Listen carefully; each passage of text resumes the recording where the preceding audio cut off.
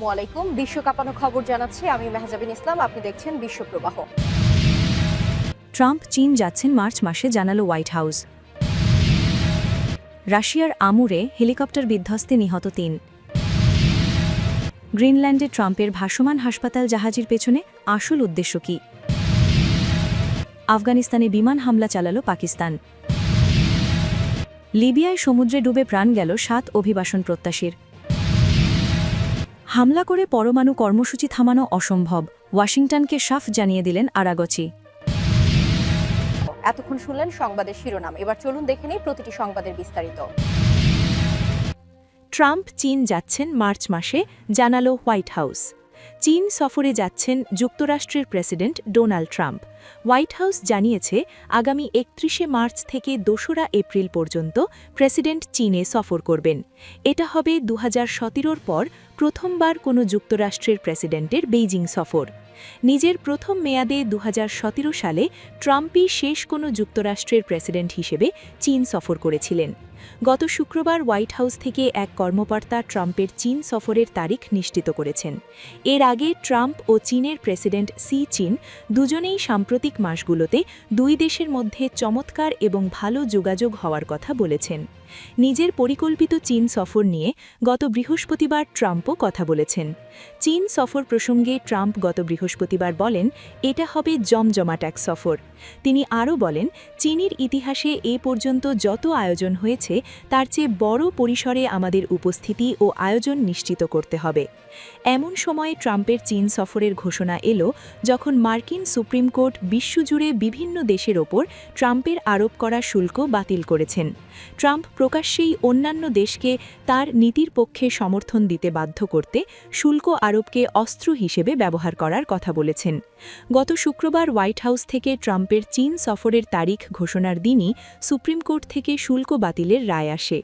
ট্রাম্পের চীন সফরের বৈঠকগুলোতে আলোচ্য বিষয়ের মধ্যে খুব সম্ভবত শুল্কও থাকবে, সঙ্গে মার্কিন বাণিজ্য হুমকির বিরুদ্ধে চীনের প্রতিক্রিয়া নিয়েও আলোচনা হবে।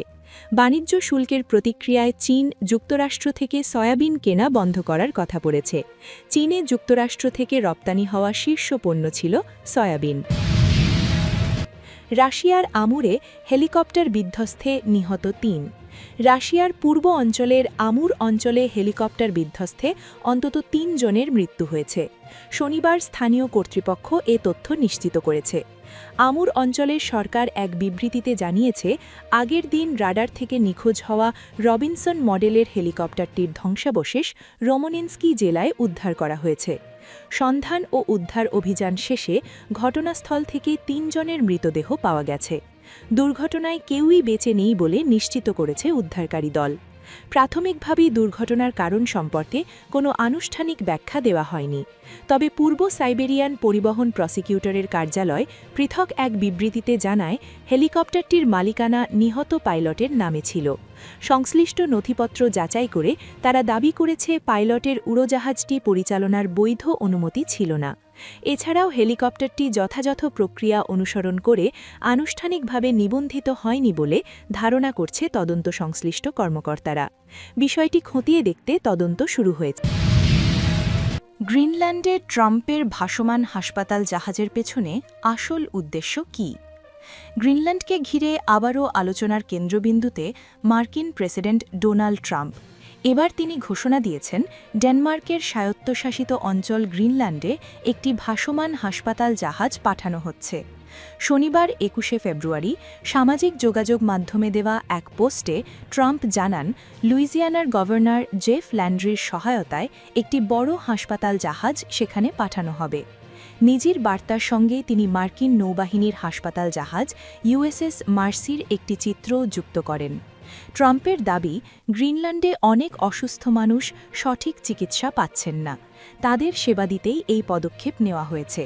তবে প্রেসিডেন্টের এই ঘোষণায় কূটনৈতিক মহলে বিস্ময় ও বিভ্রান্তি তৈরি হয়েছে, কারণ গ্রিনল্যান্ড ও ডেনমার্কে উন্নত ও জাতীয়করণকৃত স্বাস্থ্যসেবা ব্যবস্থা রয়েছে, যা নাগরিকদের জন্য সম্পূর্ণ বিনামূল্যে প্রদান করা হয়।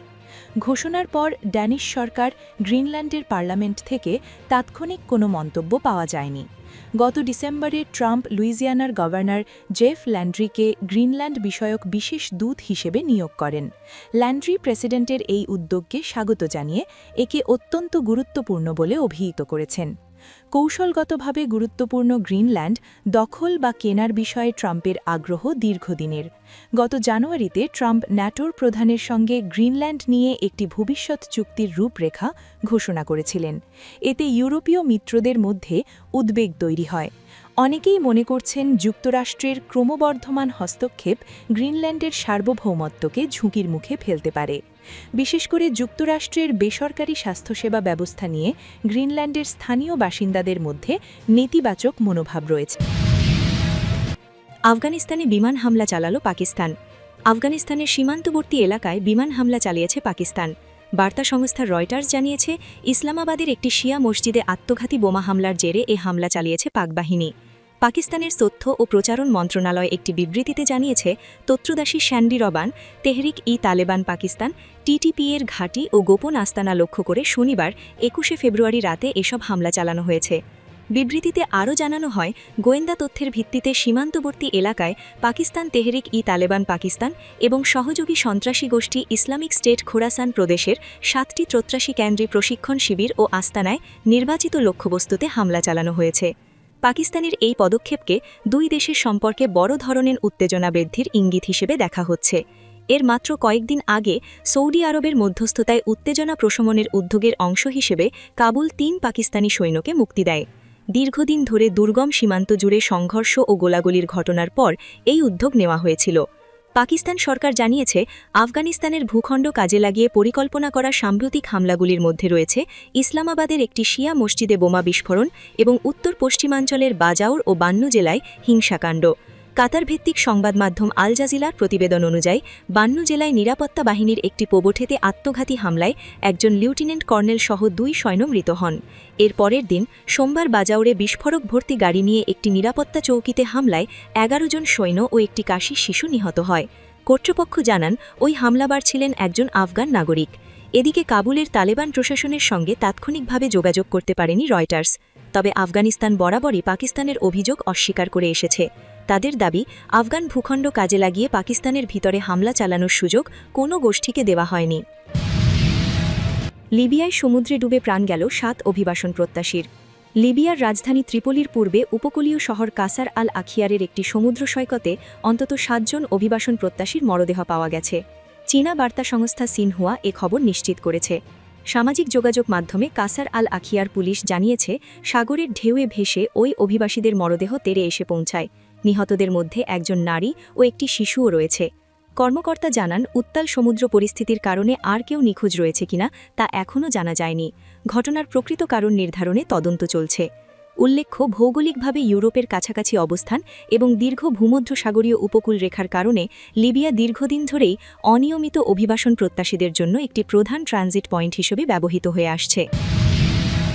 হামলা করে পরমাণু কর্মসূচি থামানো অসম্ভব, ওয়াশিংটনকে সাফ জানিয়ে দিলেন আরাগচি। ইরানের পারমাণবিক কর্মসূচি কি সামরিক শক্তির জোরে স্তব্ধ করা সম্ভব?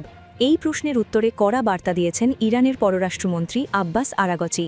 পেন্টাগন যখন ইরানি স্থাপনায় হামলার নীল নকশা চূড়ান্ত করছে এবং ডোনাল্ড ট্রাম্প যখন আলটিমেটাম দিচ্ছেন, ঠিক সেই মুহূর্তে মার্কিন গণমাধ্যম MS নাওকে দেওয়া এক সাক্ষাৎকারে আরাগচি স্পষ্ট করেছেন যে ইরানের পারমাণবিক অগ্রযাত্রা কোনো সামরিক সমাধানে থামার নয়। অতীতের ব্যর্থতা থেকে শিক্ষা নিন। সাক্ষাৎকারে আরাগচি ইতিহাসের পাতা স্মরণ করিয়ে দিয়ে বলেন, ইরানকে দমানোর চেষ্টা নতুন কিছু নয়। তিনি বলেন, বিগত বছরগুলোতে আমাদের কর্মসূচির ওপর বড় ধরনের হামলা চালানো হয়েছে। আমাদের মেধাবী বিজ্ঞানীদের গুপ্ত হত্যা করা হয়েছে, কিন্তু ফলাফল কি? তারা কি আমাদের অগ্রযাত্রা রুখতে পেরেছে? পারেনি। সামরিক শক্তিতে পারমাণবিক কর্মসূচি বন্ধের কোনো সমাধান নেই। এটি কেবল কূটনীতিতেই সম্ভব। ট্রাম্পের 10 দিনের আলটিমেটাম